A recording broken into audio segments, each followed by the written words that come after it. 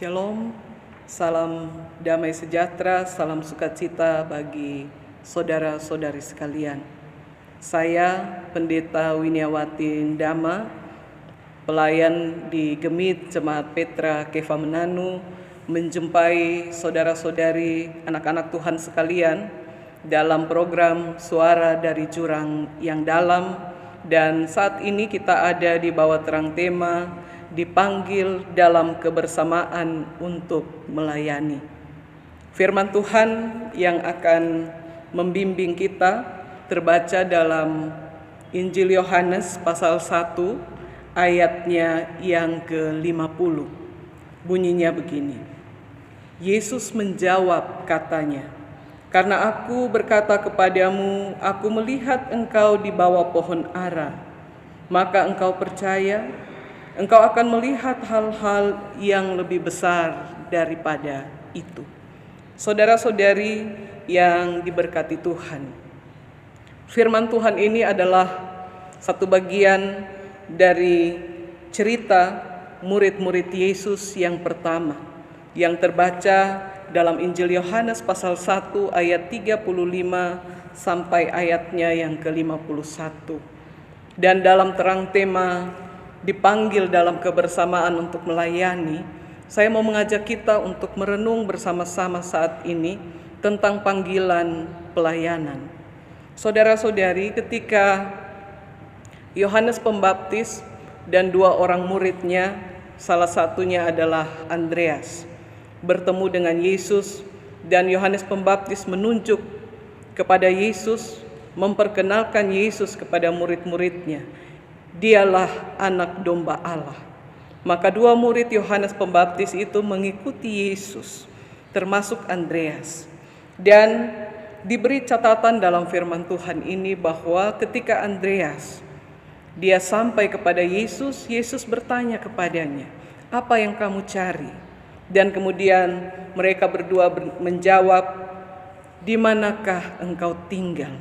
Saudara-saudari, kalimat pertanyaan "di manakah engkau tinggal" adalah sebuah kalimat pertanyaan yang mempertanyakan sebuah kenyamanan, sebuah keamanan. Bertanya tentang tempat tinggal menunjukkan tentang pertanyaan tentang siapa orang yang mereka tuju, siapa orangnya, apa yang dia miliki untuk mengamankan orang-orang di sekelilingnya. Saudara-saudari, ketika pertanyaan itu disampaikan, Yesus tidak langsung menjawab, tetapi dia membawa dua orang murid itu, Andreas dan salah seorang temannya, untuk menuju ke tempat tinggal Yesus. Hanya beberapa jam dalam pembacaan kita, karena ketika sore menjelang mereka lihat di mana Yesus tinggal, mereka kemudian mengamankan diri mereka dalam posisi kebersamaan dengan Yesus. Apakah catatan ini memberi tanda bahwa Yesus memiliki tempat tinggal yang luar biasa, atau memiliki harta, kekayaan, dia punya keberadaan ekonomi yang cukup baik sehingga kedua murid ini merasa aman? Jikalau kita melihat kesaksian Alkitab tentang Yesus, maka kita bisa menarik sebuah kesimpulan bahwa Yesus tidak memiliki tempat tinggal yang terlalu luar biasa aman, yang terlalu baik, yang terlalu cukup mengamankan keadaan orang-orang yang mengikuti dia. Dia adalah seorang sederhana. Kemudian apa yang membuat Andreas merasa aman? Kebersamaan dengan Yesus. Kebersamaan dengan Yesus membuat dia merasa aman lebih dari ukuran keamanan jasmani, lebih dari ukuran keamanan secara hitung-hitungan manusia, ada atau tidak ada. Dia mengamankan dirinya ketika dia bertemu dengan Yesus, dalam kebersamaan dengan Yesus. Tubuh, jiwa, dan rohnya dia amankan bersama Yesus. Ini catatan tentang Andreas. Kemudian Andreas juga mengajak seorang saudaranya, Simon Petrus. Dia berkata kepada Simon Petrus, "Aku telah melihat Mesias, mari kita ke sana." Simon Petrus menuju ke sana. Seorang Simon Petrus yang kita kenal dalam kesaksian Alkitab sebagai orang yang teguh hati, yang punya komitmen, yang sangat keras. Dia memberi dirinya untuk bertemu Yesus. Dan Yesus memberikan sebuah nama lain kepadanya, Kefas, yang juga berarti Petrus, batu karang yang teguh. Dalam kebersamaan mereka dengan Yesus, mereka meneguhkan hati mereka, meneguhkan pikiran mereka, karena mereka telah bertemu dengan Yesus. Kemudian mereka berdua berjalan lagi, bertemu dengan seorang saudara mereka yang lain, Filipus, sesama orang Betsaida, sekampung dengan Andreas dan Simon Petrus. Mereka berkata kepada Filipus bahwa mereka telah melihat seseorang yang begitu luar biasa, yang tertulis dalam kitab-kitab Musa. Kemudian Filipus tidak punya catatan cukup panjang dalam kisah ini. Tidak diceritakan bagaimana dia bertemu Yesus. Tetapi yang luar biasa dari catatan Filipus adalah bahwa setelah dia bertemu Yesus, dia memanggil lagi seorang temannya yang lain, Nathanael. Nathanael diajak oleh Filipus. Dia menunjuk pada Yesus dan dia bilang bahwa dia telah bertemu dengan seseorang yang telah ditulis oleh kitab Taurat, yang telah dinubuatkan oleh Musa. Mereka telah bertemu dengan dia. Ketika mendengar hal itu, menunjukkan bahwa Filipus dia sudah mengamankan dirinya, mengamankan hatinya untuk menjadi bagian dari Yesus. Dan dia kemudian mengajak orang lain juga, karena dia sudah yakin akan kebersamaan dengan Yesus. Dia mengajak orang lain. Nathanael ketika dia mendengar berita ini, dia sedikit pesimis. Ada keraguan-raguan dalam pertanyaan Nathanael. Ketika dia bicara kepada Filipus, apakah mungkin ada sesuatu yang baik datang dari Nazaret? Nazaret, kota kecil, kampung kecil yang tidak terlalu menonjol, tidak terlalu punya banyak cerita yang istimewa dari Nazaret.